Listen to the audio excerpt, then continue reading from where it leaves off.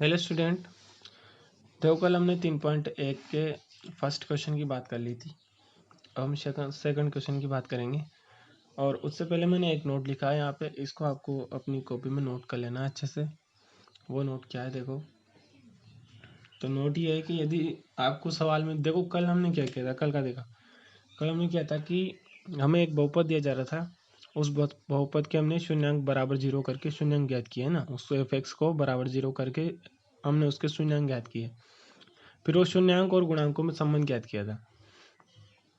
आज अलग है। आज आपको क्या करना है, आपको शून्यांक दिए जा रहे हैं और आपको बताना है कि ये शून्यांक बताओ किस वाले बहुपद के हैं। और शून्यांक भी नहीं, शून्यांकों का भी योग दिया है और शून्यांकों का गुणा भी दे रखा है। और आपसे पूछा है कि बताओ बहुपद कौन सा है। ठीक है ना। तो बहुत आसान है। आपको क्या करना है, यदि शून्यांक दे रखे हो और शून्यांकों का योग और गुणा जो भी दे रखा हो तो योग भी कर सकते हैं। जब हमें दो शून्यांक दे रखे हैं तो उनका योग भी हम कर सकते हैं और उनका गुणा भी हम कर सकते हैं। ठीक है। तो शून्यांक दिए रहते हैं तब द्विघात बहुपद ज्ञात करने का सूत्र क्या होता है, एक्स स्क्वायर लिख दो फिर माइनस लगाओ। ये एक्स स्क्वायर अपनी मर्जी से लिखते हैं, मतलब सूत्र है ही एक्स स्क्वायर माइनस, फिर यहाँ जो आपके शून्यांक थे उनका योग यहाँ आ जाएगा ब्रैकेट में, माइनस यहाँ माइनस आता है याद रखना। एक्स स्क्वायर माइनस शून्यांकों का योग यहाँ लिख दो, फिर प्लस लगाओ और शून्यांकों का गुणा यहाँ लिख दो। ठीक है ना। इस तरीके से जैसे कल अपने शून्यांक हमेशा अपन एल्फा बीटा मानते आ रहे हैं, तो एक्स स्क्वायर माइनस शून्यांकों का योग एल्फा प्लस बीटा, यहाँ योग है ना, योग कर दिया। शून्यांक एक एल्फा है और दूसरा शून्यांक बीटा है तो उनका योग और प्लस उनका गुणा यहाँ आ जाएगा। ठीक है। जैसे मैं एक आध क्वेश्चन बताता हूँ। इसकी मैं लैंग्वेज लिख नहीं रहा हूँ, बस ऐसा लिखा हुआ है। सेकंड नंबर ये जो क्वेश्चन है इसकी लैंग्वेज है कि एक द्विघात बहुपद ज्ञात कीजिए जिसके शून्यांकों का योग और गुणा दे रखा है। तो शून्यांकों का योग तो है, पहला सवाल बता रहा हूँ मैं। सवाल में दे रखा है शून्यांकों का योग दे रखा है -3 और गुणा दे रखा है 2 दे रखा है। ठीक है। और हमसे बोला है कि इसका जो है बहुपद ज्ञात करके बताओ। तो कोई दिक्कत नहीं, बहुपद ज्ञात कर देंगे हम। देखो कैसे बहुपद ज्ञात करेंगे, वही वाला सूत्र लगाएंगे, सेम ये ऊपर वाला। एक बार चाहो तो लिख दो। हम जानते हैं कि द्विघात बहुपद जो है वो तो क्या होता है, एक्स स्क्वायर माइनस आता है, फिर शून्यांकों का योग आता है ना, और फिर प्लस शून्यांकों का गुणा आता है। ठीक है। जब तो कुछ बड़ा सवाल है नहीं, आ जाएगा, बस अब आंसर आने वाला है। तो हम यहाँ लिख देंगे एक्स स्क्वायर माइनस, देखो ये शून्यांकों का योग ही दिया है, हमें अलग अलग शून्यांक नहीं दिए कि ये 3, एक शून्यांक 3 है दूसरा 2 है तो फिर हम इनको दोनों को जोड़ के देखते। ऐसा नहीं करना है, डायरेक्ट इसने जोड़ के दिया है कि शून्यांकों का योग हमने करके बता दिया। वो कितना आ रहा है -3, तो बस योग ही तो लिखना रहता है, तो यहाँ -3 लिख देंगे। और सॉरी इसके पीछे मैंने एक्स नहीं लगाया, माई मिस्टेक सॉरी। यहाँ पे एक्स भी आता है इस जगह, शून्यांकों का योग के बाद में एक्स आता है यहाँ पीछे गुणा में, और फिर प्लस शून्यांकों का गुणा आता है। ऐसे ही यहाँ पे भी एक्स आएगा इस जगह, तो ये 3 के पीछे एक्स लग जाएगा यहाँ पे, और प्लस शून्यांकों का गुणा इस तरीके से। ठीक है ना। सॉरी वो यहाँ पे देख लेना, अब मुझे ध्यान नहीं रहा। यहाँ पे एक्स आता है, शून्यांकों का योग, मैं एक बार अच्छे से लिख के बताता हूँ। ठीक है। ये देखो यहाँ पे क्या होता है, द्विघात बहुपद एक्स स्क्वायर फिर माइनस फिर शून्यांकों का योग, इस तरीके से योग, फिर पीछे एक्स गुणा में, फिर प्लस, फिर शून्यांकों का गुणा, ये ऐसा आता है। ठीक है ना। तो इसको नोट कर लेना अच्छे से, ये नोट भी ऐसे लिख लेना आप लोग। और हम हमारे सवाल पे आते हैं। तो फिर इम्प्लाई यहाँ से इधर लिख रहा हूँ मैं, उधर कट रहा है थोड़ा सा। तो एक्स स्क्वायर, देखो ये माइनस और माइनस तो प्लस हो जाएगा ना, तो +3 और पीछे गुणा में क्या है एक्स है और +2, बस ये आंसर आ गया। हमें बहुपद ज्ञात करने की बोला था तो हमने बहुपद ज्ञात कर दिया। ठीक है ना। चलो एक आध क्वेश्चन और बता देता हूँ इसका मैं, जो आप लोगों को बटे बटी वाला जैसे कठिन लगता है बहुत को, तो चलो बटे बटी वाला बता देते हैं, मतलब परिमेय संख्या वाला बताते हैं। वही शून्यांकों का योग दे रखा है -1/4 और गुणा दे रखा है 1/4, ये प्लस का है। ठीक है ना। तो तरीका वही है बहुपद ज्ञात करने के लिए। अब एक बार लिख दिया हमने सूत्र, बार बार नहीं लिखेंगे। एक्स स्क्वायर फिर माइनस आएगा, फिर शून्यांकों का योग आता है, योग ही दे रखा है डायरेक्ट ही, तो ये -1/4, ठीक है। और प्लस शून्यांकों का क्या आता है, गुण आता है। ये लो, ये बहुपद हो गया, बस थोड़ा सा सोल्व करना है, इसको कर लो solve. X square minus minus क्या हो गया प्लस 1, यहाँ फिर एक्स नहीं लगाया मैंने, ठीक है, 1/4x प्लस 1/4, इस तरीके से आ जाएगा। ये अपॉन का 4 हटाना चाहो तो मैं 4 से गुणा कर दूँ सभी कोई, है ना, तो 4 से गुणा कर दो सब कोई, इसके साथ 4 आ जाएगा, 4x², क्योंकि इसके अपॉन में 4 थोड़ी है, तो ये तो 4 से गुणा होएगा। फिर प्लस ये नीचे वाला 4 कट जाएगा और ये ऊपर 1x बच जाएगा, तो 1x लिखते नहीं है, x लिखते हैं केवल, और ये +1 बच जाएगा, क्योंकि ये 4 तो कट गया ना गुणा किया जो। ये चीज़ किसी के समझ में नहीं आई हो तो मैं यहाँ एक बार रफ बता देता हूँ। देखो, ये देखो क्या आया था, x² प्लस 1/4x प्लस 1/4, इस तरीके से आया था। मैंने क्या बोला, मैं 4 से गुणा कर रहा हूँ, है ना, वो लाइन लिखी नहीं है मैंने, यहाँ पे लिख देता हूँ, चलो 1 सेकंड में यहाँ लिख देता हूँ। 4 से गुणा किया हमने,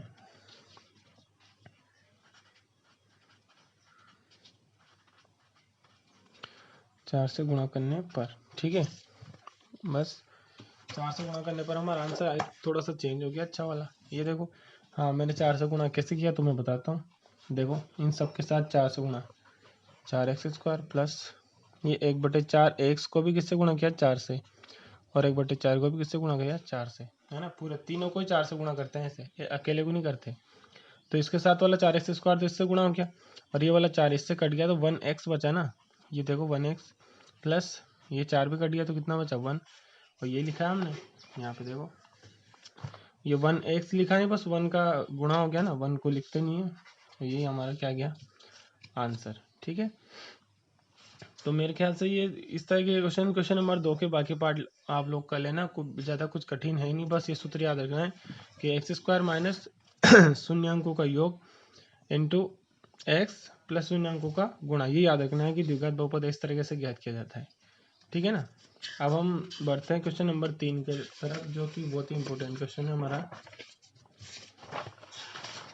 यहाँ बताता हूँ, देखो मैं क्वेश्चन नंबर 3 यहाँ पे, बहुत ही इंपॉर्टेंट क्वेश्चन है। और क्वेश्चन नंबर 3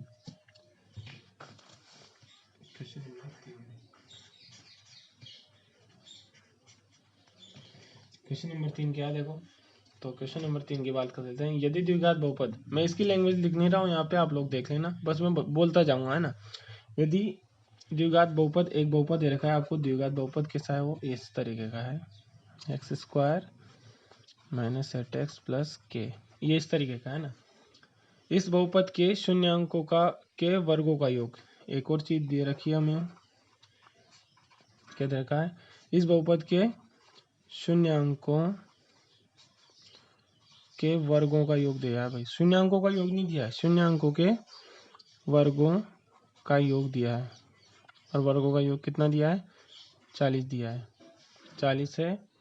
तो k का मान पूछेगा ये वाला k, ये k नहीं है ना। देखो बहुपद के अंदर क्या आता है, द्विघात बहुपद में क्या रहता है, x² का पद होता है, फिर x का पद होता है, फिर यहाँ अचर पद होता है ना, संख्या रहती है 1 2 3 4 कुछ भी, जैसे कि हमारे पिछले सवालों में आया ही अभी। लेकिन अभी यहाँ k दे रखा है, तो ये पूछा है k का मान ज्ञात करो, जबकि हमने क्या दे दिया, शून्यांकों के वर्गों का योग कितना है, 40 है, तो k का मान ज्ञात कीजिए। बहुत इंपॉर्टेंट क्वेश्चन है, देखो मैं बताता हूँ इसको कैसे करना है।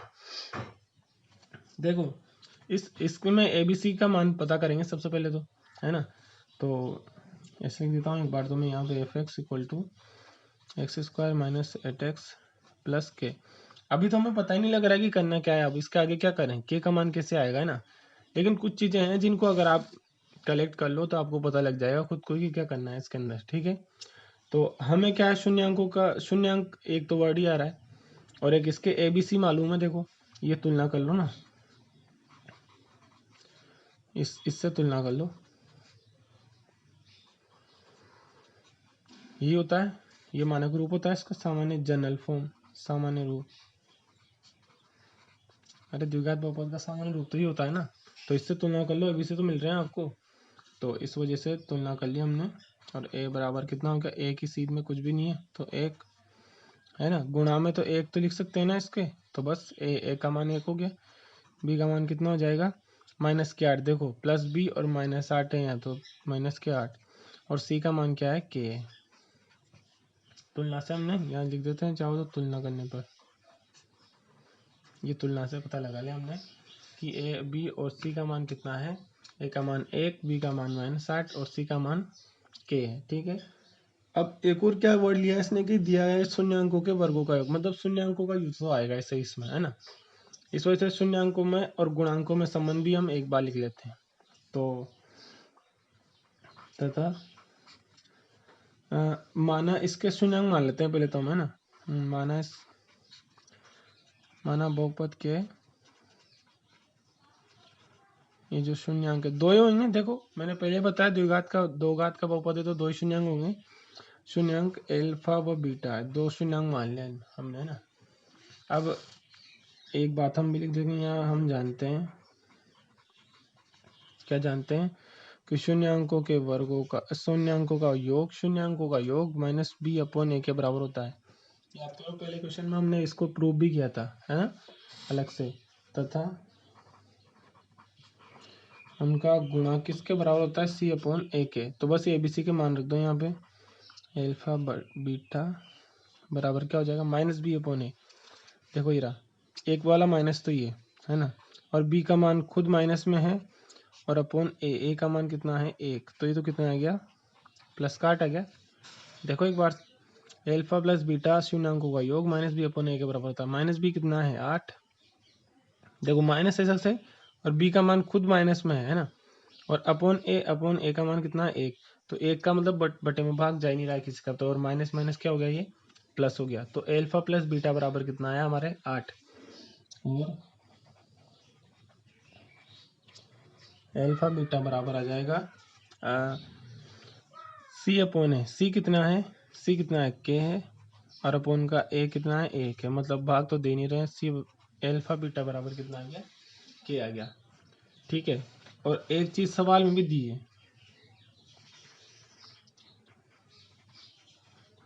सवाल में क्या दिया था, देखो लिखा था मैंने, दिया है शून्यांकों के वर्गों का योग कितना है 40 है। शून्यांकों के वर्गों का मतलब शून्यांकों के वर्ग और उनका क्या कर दो योग, वो किसके बराबर है, 40 के बराबर है। ठीक है, अब एक बात बताओ, ये कितनी सारी चीजें इकट्ठी होगी जो मैं एक सूत्र की तरफ इशारा करी, देखना। एक तो इस चीज को देखो आप, चलो मैं यहाँ से क्वेश्चन डालता हूँ। एक तो अल्फा प्लस बीटा, एक बात तो ये, एक बात ये, और एक बात ये, इन तीनों को देखो आप। ये LHS देखो इनकी, A square plus B square n/b और a प्लस बी, इन तीनों में अपन को एक रिलेशन दिख रहा है इस तरीके का कि ये तो इसको हम इस तरीके से बना सकते हैं। देखो कैसे बना सकते हैं, इस तरीके से a प्लस बी का होल स्क्वायर बराबर क्या होता है, A square plus B square plus, चलो मैं आपका वाला लिखूँ, आपको 2ab पहले याद रहता है ना, चलो वैसे लिखता हूँ। a प्लस बी का होल स्क्वायर बराबर क्या होता है, A square plus 2ab plus B square, ये तो जानते हो ना।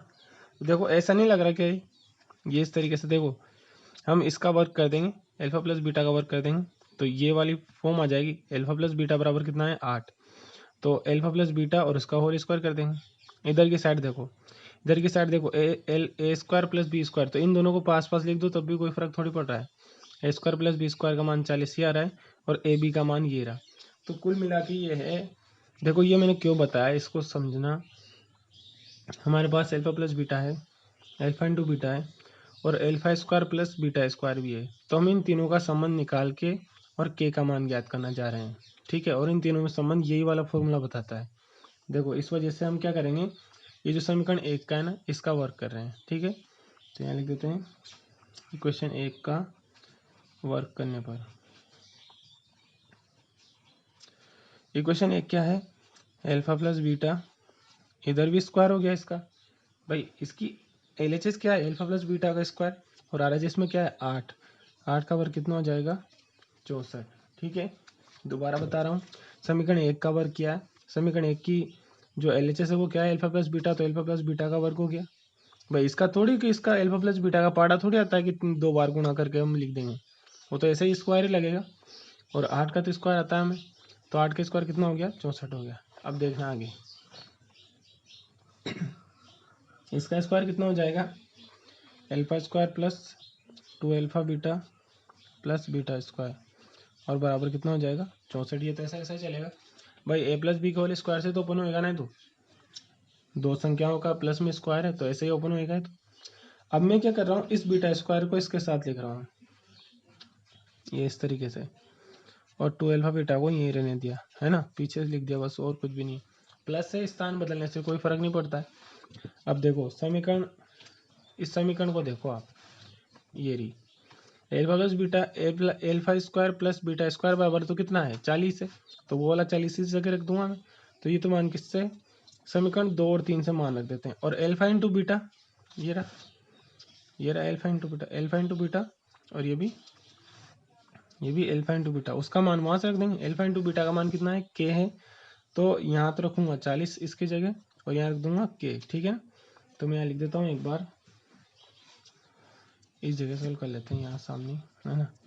तो मैं लिख देता हूँ इक्वेशन 2 व 3 से मान रखने पर, इक्वेशन 2 और 3 से क्या करोगे, मान रख दोगे। चलो रखो मान, क्या क्या मान आएगा अब देखना अच्छे से, मैं ये इस वजह से ही लिखा है मैंने, ये दोबारा से देखना। मैंने अल्फा प्लस बीटा स्क्वायर की जगह मान तो कितना दे रखा था 40, तो उस जगह रख रहा हूँ मैं 40 प्लस, फिर यहाँ आ रहा है कितना आया 2, ये 2 ऐसा कैसा ही, ठीक है। फिर आया एल्फा इंटू बीटा, और एल्फा इंटू बीटा का मान अभी पता किया था मैंने, बताया इक्वेशन नंबर सेकंड में कितना है के।